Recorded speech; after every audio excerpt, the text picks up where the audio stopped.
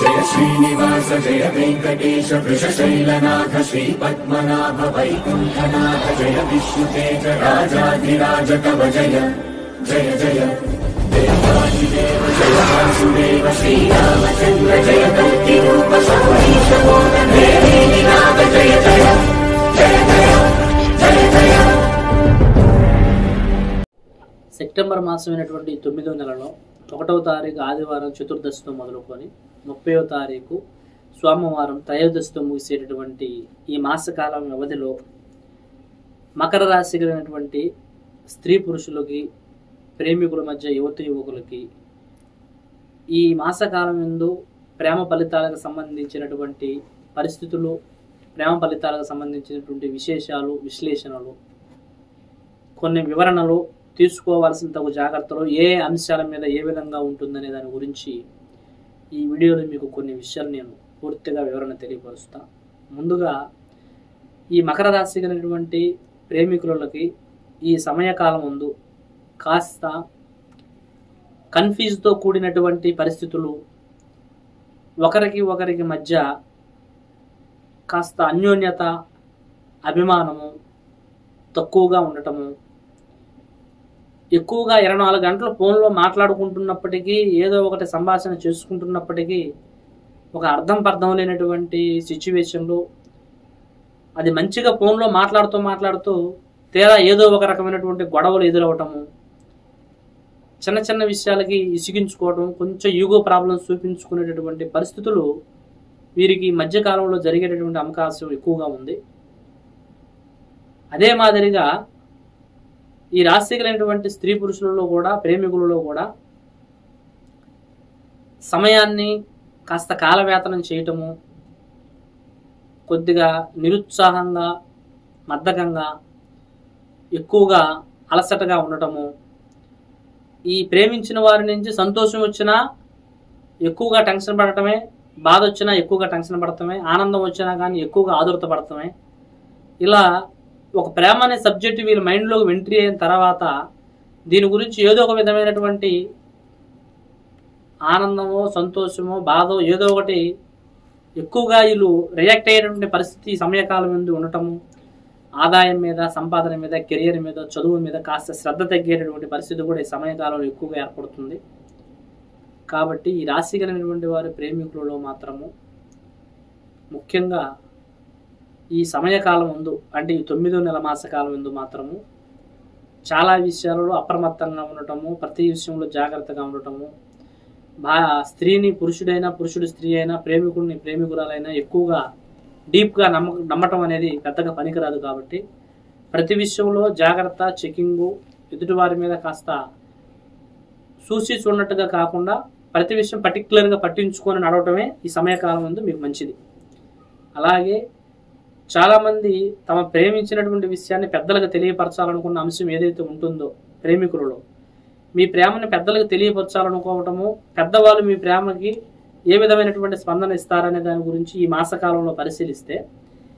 పెద్దవాళ్ళకి మాత్రం మీ ప్రేమిస్తున్నటువంటి విషయం ఈ సమయకాలం చెప్పడానికి సరైనటువంటి సమయం కాదు. కాబట్టి మీరు తెలియపరిచినా మీరు ఆశించినటువంటి ఫలితం వారి నుంచి రాదు. కనుక ఈ సమయం ముందు మీరు ప్రేమను తెలియపరచడం కన్నా కాస్త పోస్ట్ పోన్ చేసి ఆగటము, మరుసటి నెలకి ఎలా ఉందో తెలుసుకొని దాని తగ్గట్టు నడుచుకోవటం మంచిది. పెద్దవాళ్ళు కూడా పిల్లల ప్రేమ విషయంలోనూ మొండితనము, తర్వాత వ్యతిరేకత, తర్వాత దుస్సాహసాలకు ఒడిగట్టడము, గట్టిగా మీరు అనుకున్నదే సాధించాలనేటువంటి స్థితిలో ముందుకు పోవటం వలన పిల్లలు కానీ, కొన్ని పరువు హత్యలు కానీ, పిల్లలు సూసైడ్ చేసుకునేవి కానీ, పెద్దలు బాధపడేటటువంటివి కానీ, నలుగురు నవ్వులు పాలయ్యే పరిస్థితులు జరుగుతాయి. కాబట్టి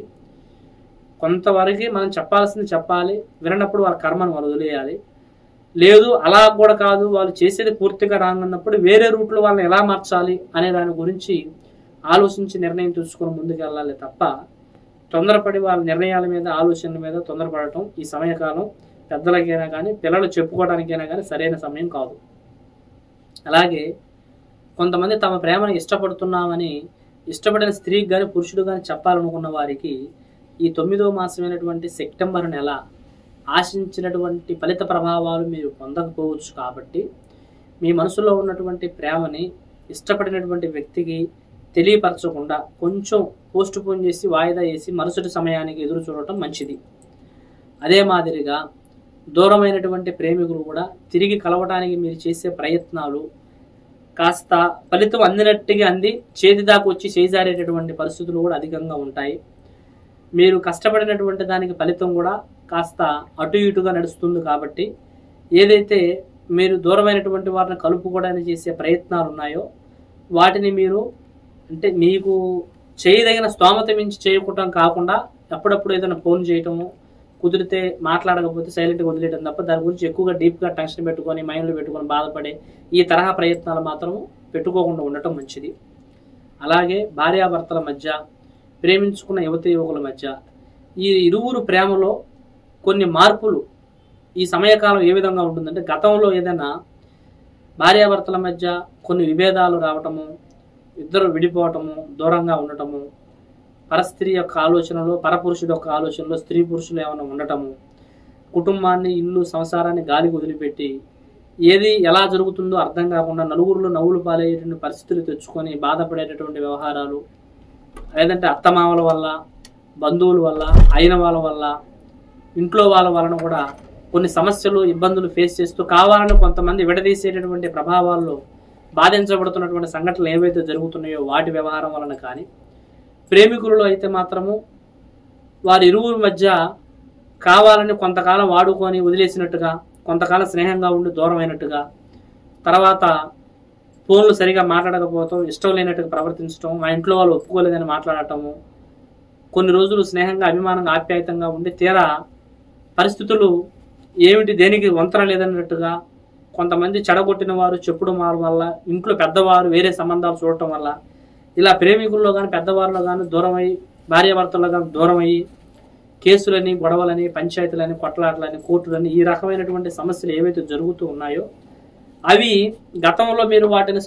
సర్దుకోవాలి, తగ్గించుకోవాలి, ఆ సమస్యల నుంచి బయటపడాలని మీరు ఎన్ని ప్రయత్నాలు చేసుకుంటూ వస్తున్నారో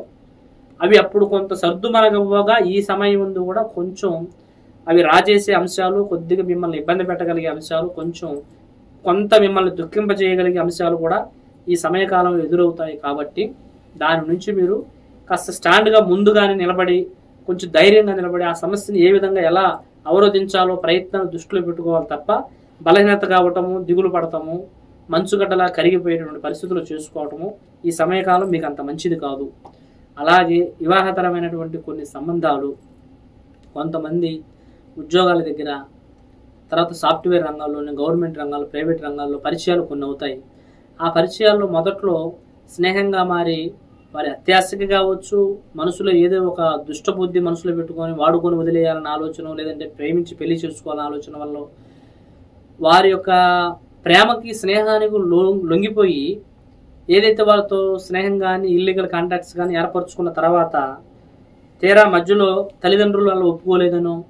ప్రేమించిన వారు మాకు ఇష్టం లేదని దూరం అయిపోవటము, పెద్దవాళ్ళు ఇష్టం లేదని చెప్పి దూరం అవటము, ఇటువంటి ప్రయత్నాలు కొంతమంది ఫారిన్ కంట్రీస్ చదువు కోసం వెళ్ళి అక్కడ కొంతమందితో స్నేహము, ఇల్లీగల్ ఎఫ్ఐఆర్, ప్రేమలో అభిమానం పెట్టుకొని మధ్యలో వాళ్ళు దూరం అవటం, వాళ్ళని వదులుకోలేక వారి గురించి మానసికంగా ఆందోళన పడి ఎలా వారి దగ్గర వాళ్ళు తెలియక ఆందోళన చెందటము, ఈ తరహా సంబంధించిన కొన్ని సమస్యలు, ఇలా ఏవైతే ఈ సమస్యల వల్ల, ఈ బాధల వల్ల ఇబ్బంది పడుతూ జరుగుతున్నటువంటి పరిస్థితులు ఉన్నాయో